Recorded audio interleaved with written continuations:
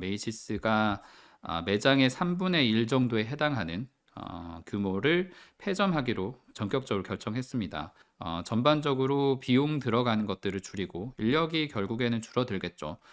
여기에 뭐 해고를 하더라도 인근의 지점으로 통폐합하면서 옮겨갈 수 있도록 기회를 주겠다라고는 했지만 역시 상당량의 인력이 빠져나가는 부분, 이미 감원을 결정한 상태에서 진행이 되는 거라서 이런 것들이 이 유통기업의 어려움들, 온라인으로 시장의 중심이 이동을 하면서 그 사이에서 자리를 조금 잡기 어려워하는 오래된 기업의 얘기를 해볼 수 있을 것 같습니다. 회사가 뭐 토막이 나도 생존을 할 수 있고 오히려 비용을 크게 줄여서 유동성을 확보한다라는 것 때문에 이건 좀 긍정적인 이슈인 것 같고요. 덕분에 연초 대비로 1.77% 상승한 흐름을 유지를 하고 있습니다. 메이시스 발표 내용 여기 프레젠테이션으로 굉장히 예쁜 프레젠테이션인데 안에는 조금 심각한 내용이 굉장히 많이 담겼더라고요. 3년에 걸쳐서 150곳 정도의 폐쇄 계획을 공개를 했습니다. 그래서 실적을 앞으로도 끌어올려보는 핵심적인 기제가 비용 절감이 될 것으로 보여지고, 이미 2020년에 125개 지점을 폐점하면서 전체 지점 수가 500곳이 넘던 백화점 체인인데 이제는 400곳 겨우 지키게 되는 그런 상황까지 가고 있는 것 같습니다. 고급 브랜드에 집중 투자를 하고 지금 실적 중에서 그나마 좀 덜 빠진 게 블루밍데일스거든요. 그 블루밍데일스는 2026년 내년 내후년까지 15곳을 더 늘리고, 블루 머큐리 여기는 미용 전문으로 좀 보시면 되는데 여기 지점을 30개 추가를 해서 사업 구조를 바꾸겠다라는 겁니다. 근데 메이시스 백화점 저는 가보면 조금 이게 백화점이 맞나? 물론 뉴욕에 있는 그 역사적인 그 자리, 정말 블록 하나를 통으로 차지하고 있어서 단일 규모로 보면 뭐 한국의 신세계 센텀이나 뭐 아니면 아시아 쪽의 지점들이 백화점들이 훨씬 더 크기는 한 것 같은데, 근데 이쪽에서 봤을 때는 굉장히 큰 백화점이라고 해도 한국하고는 분위기가 확실히 달라요. 그래서 이게 백화점이 맞나? 오히려 이런 뭐 유통체인들, 저희도 보면은 한국에 있는 뭐 스타필드를 연상하시는 그런 유통점들이 훨씬 더 요즘은 더 많이 나가는 것처럼 이쪽도 그런 트렌드에 부합하지 못하는 형태가 아닌가라는 생각이 드는데, 아니나 다를까 이게 실제로 여기를 찾아서 거래하시는 분들도, 사려고 하는 분들이 적다고 하니까 이쪽도 미국에 사시는 분들도 좀 비슷하게 느끼지 않나, 저는 좀 생각이 드는 것 같아요. 이런 결정을 한 분이 토니 스프링스라고, 원래는 지지난달까지 블루밍데일스를 이끌었던 원조 이 블루밍데일스 맨인데, 이분이 메이시스를 넘겨받아서 회사를 회생시키는 역할을 맡게 됐습니다. 임기가 한 달 조금 되는 정도밖에 안 되는데도 어쨌든 전략적 결정을 이번에 내려줬고요. 부동산을 매각을 2026년까지 3년간 진행을 하고 나면 자산을 6억 달러에서 7억 5천만 달러까지 확보할 수 있다라고 얘기를 하고 있습니다. 블루밍데일스를 포함한 이 메이시스에 대해서는 뭐 아크하우스, 브리게이드 캐피털이 이미 주목을 해서 회사를 인수하고 싶다라는 의향을 밝힌 적이 있죠. 58억 달러 상당의 제안이었었는데 메이시스는 이런 제안들을 여러 곳을 통해서 받았지만 본인들이 결국에는 키를 잡고 가겠다 쪽으로 결정을 내렸습니다. 지난 추수감사절 때 오랜만에 팬데믹 때 못하다가 다시 퍼레이드 행사를 했었는데, 1924년부터 2024년 지금까지 계속해서 이 추수감사절마다 퍼레이드 행사하는, 그러니까 정말 뉴욕에서 굉장히 큰 행사를 해주는 대표적인 유통회사이고, 이 회사가 세워진 지가 1858년부터 있었으니까 로랜드 허시 메이시스가 설립한 이런 오래된 유통회사가 아직까지 현존해 있고 잘 버티고 있다. 조금 어렵지만 이렇게 역사를 이어가고 있구나라고 좀 생각이 드는 회사 같아요. 덕분에 오늘 실적 발표는 조금 묻혔어요. 4분기 동일 매장 매출 6% 줄었고, 세부적으로 메이시스는 좀 좋지 않았는데 블루밍데일스 매출이 1.5% 줄고 블루머큐리 매출은 오히려 2.4% 증가하면서 선방을 해줬습니다.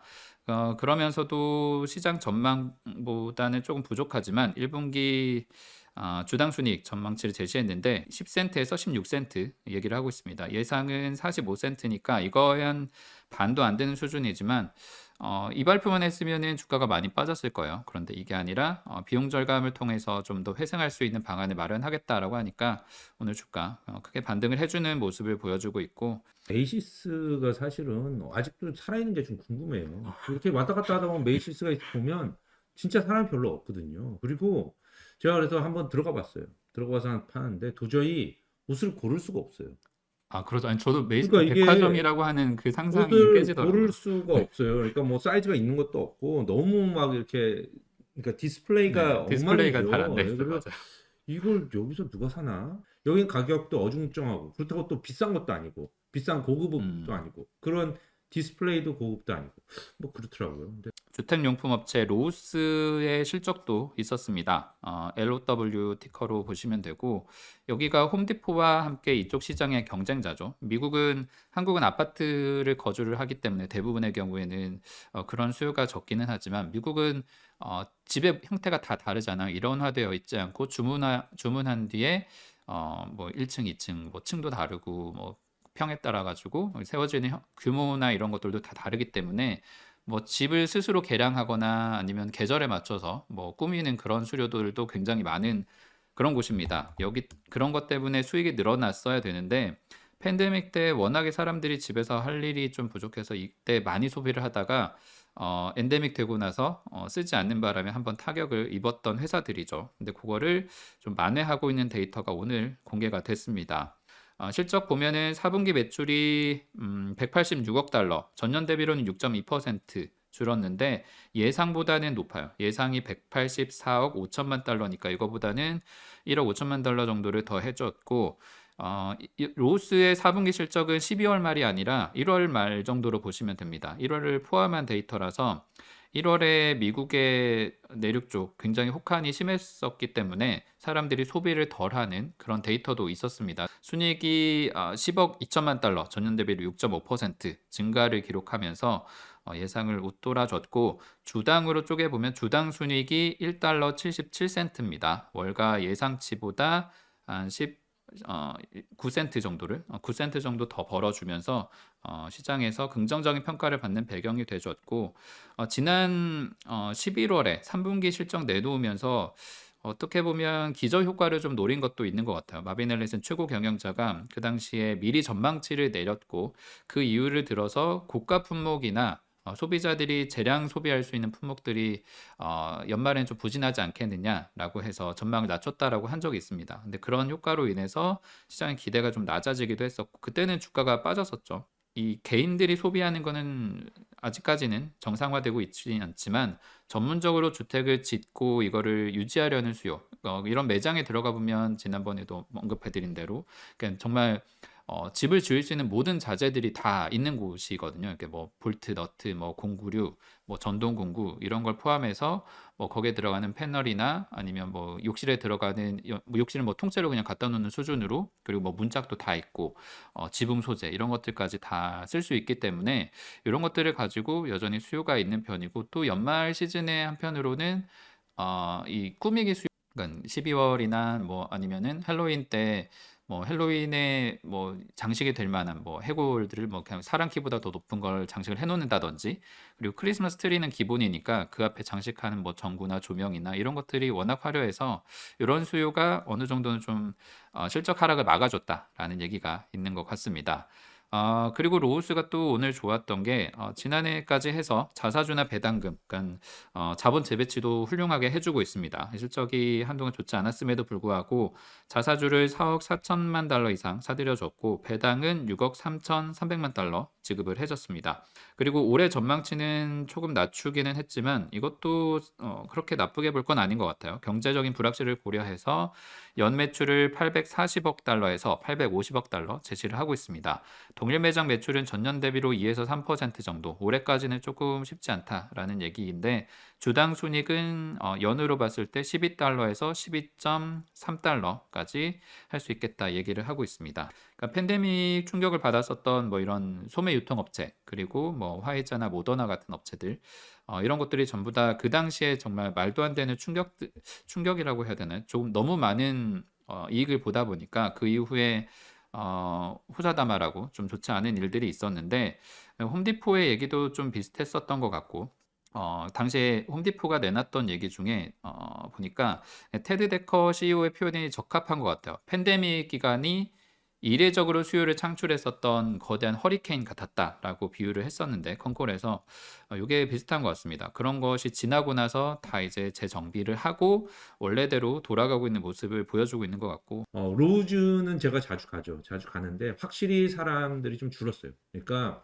팬데믹 때 실적이 너무 좋았죠. 이 로즈를 여러분들이 사실 미국에 안 와 보신 분들은 미국에 와서 뭔가 한국과 다른 특별한 것을 경험해 보고 싶다. 이러신 분들은 홈디포나 로즈를 가시면 깜짝 놀라실 거예요. 뭐 이런 데가 있나.